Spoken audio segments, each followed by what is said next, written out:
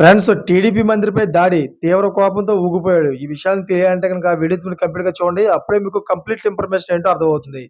అదే విధంగా చాలా మంది వీడియో చూస్తున్నారు కానీ లైక్ అండ్ కామెంట్ చేయట్లేదు. దయచేసి లైక్ అండ్ కామెంట్ చేయండి. లైక్ అండ్ కామెంట్ చేయడం వల్ల ఈ ఇన్ఫర్మేషన్ మనం చాలా మందికి తెలియజేసేవాళ్ళం అవుతాం. అదే విధంగా టీడీపీ మంత్రిపై ఎందుకంత దాడి చేశారనే విషయాలు మనం వీడియో పూర్తిగా తెలుసుకుందాం. ఇక లేట్ చేయకుండా వీడియోలోకి వెళ్ళిపోదాం.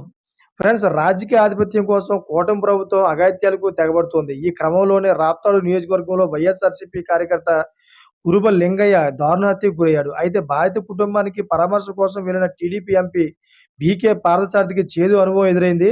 ఓవైపు హత్య చేయించి మరోవైపు పరామర్శకు వస్తారా? టీడీపీ ప్రభుత్వంలో బీసీలకు రక్షణ లేదా అంటూ లింగమయ్య కొడుకు మనోహర్ ఎంపీ పార్థసారథిని నిలదీశారు.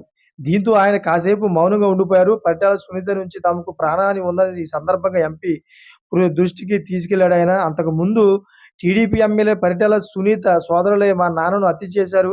వైఎస్ఆర్సీపీలో ఉన్నందుకే చంపారు. బీసీ సామాజిక వర్గానికి చెందిన తాము రాజకీయంగా ఎదగకూడదని హత్య చేశారు అని లింగమయ్య కొడుకులు మనోహర్, శ్రీనివాసులు మీడియా ముందు వాపోయారు.